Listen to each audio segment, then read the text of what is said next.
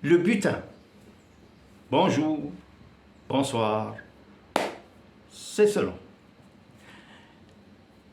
L'Union soviétique, tout comme les USA et d'autres États encore, étaient en compétition pour le butin de l'après-guerre.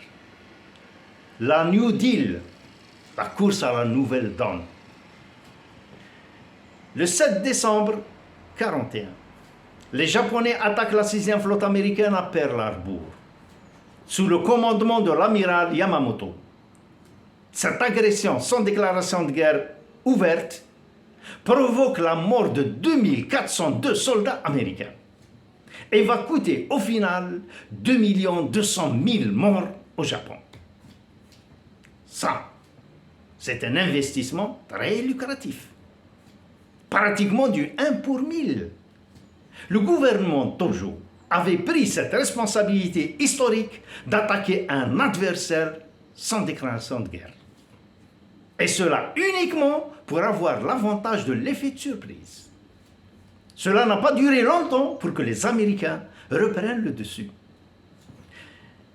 De 5 millions de dollars en 1939, l'industrie militaire américaine est passée à 43 milliards en 1942. C'est-à-dire juste après l'attaque des Japonais. Les forces de l'Axe réunies ne pouvaient même ensemble rivaliser avec un aussi grand investissement à l'époque. Je vous donne juste une idée de cet investissement.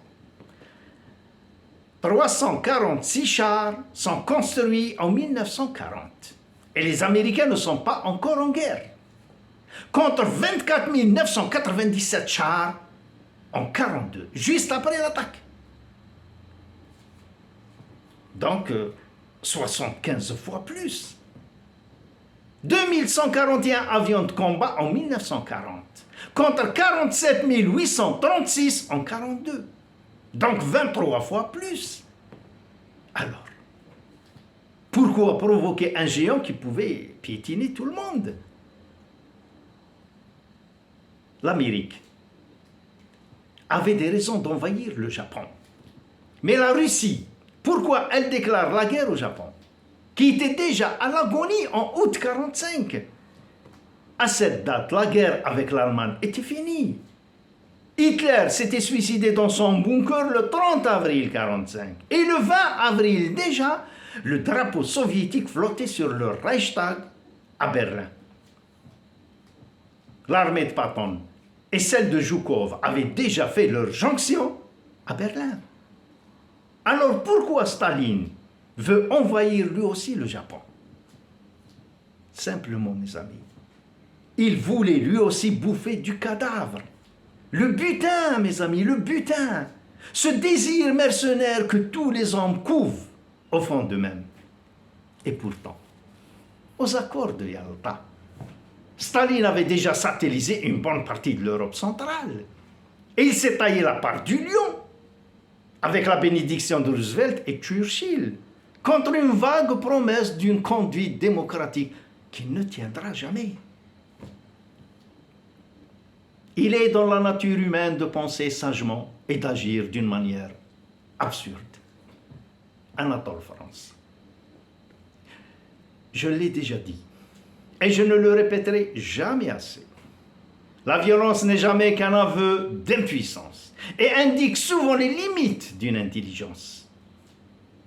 Finalement, qu'est-ce qui reste du Reich de Milan, des 18 républiques de l'Union soviétique, de la puissance du Kaiser, de la domination de Rome ou de la splendeur de Babylone?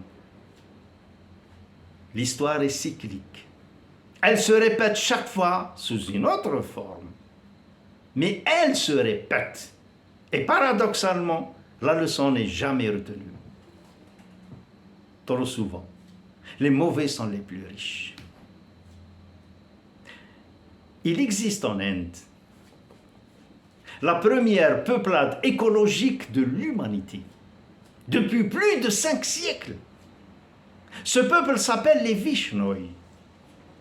leur gourou ancestral, qui par la suite était vénéré comme un dieu, avait fondé cette religion basée sur 29 règles ou commandements, comme par exemple, tu ne tueras point l'animal, tu prendras soin de l'animal, tu n'abattras pas d'arbre, tu ne mangeras pas de chair, tu prendras soin de ton prochain, etc.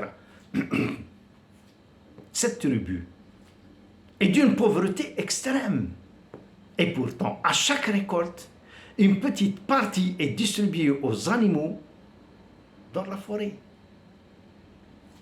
Et lorsqu'une gazelle est blessée par un braconnier, elle vient se réfugier au village des Vishnoi, où elle sait d'instinct être en sécurité, et où les villageois la soignent comme ils le feraient avec un enfant. Les femmes donnent même le sein aux gazelles qui ont perdu leur mère. Alors laissez-moi vous dire que celui qui prend sur sa misère pour donner a plus de mérite que celui qui prend sur sa richesse. C'est pour cela que moi, lorsque je vois un homme très riche, très beau, très intelligent et très instruit, c'est surtout là où je doute que la nature est bonne et juste. Aujourd'hui, les USA sont le pays le plus riche et le plus puissant. Au lieu de faire du bien, ou simplement ne pas faire le mal, d'aider ceux qui sont dans le besoin, de créer des alliances, être à l'écoute de ceux qui souffrent, de faire des amis partout. Vous savez, la guerre froide a coûté dans son ensemble à l'Amérique autour de 13 000 milliards de dollars. Et pourtant, cette Amérique est exécrée par les 3/4 de l'humanité. Avec 100 fois moins, l'Amérique aurait pu être le Père Noël de l'humanité. Mais cela suppose qu'ils devront faire du bien. Impossible. Eux aussi ne sont que des hommes et doivent se comporter comme tels. Les Romains, eux aussi, pendant des siècles, ont eu cette attitude arrogante de puissance, de richesse et de vanité. Mais finalement, les hordes barbares venues de l'Est les ont écrasés à la fin. Aujourd'hui, l'ancien Rome n'est qu'un faible État de l'Europe, aussi bien sur le plan économique que militaire.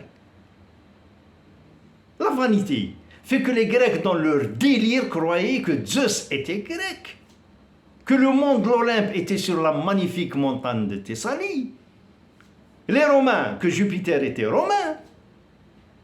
Et aujourd'hui, les Américains croient que c'est l'oncle Sam.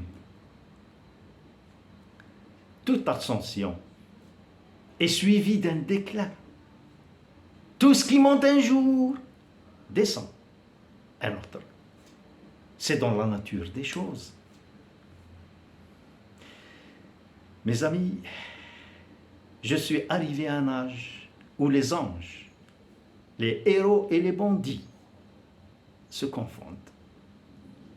Alors, je m'incline devant ces monuments élevés à la vanité humaine et je dis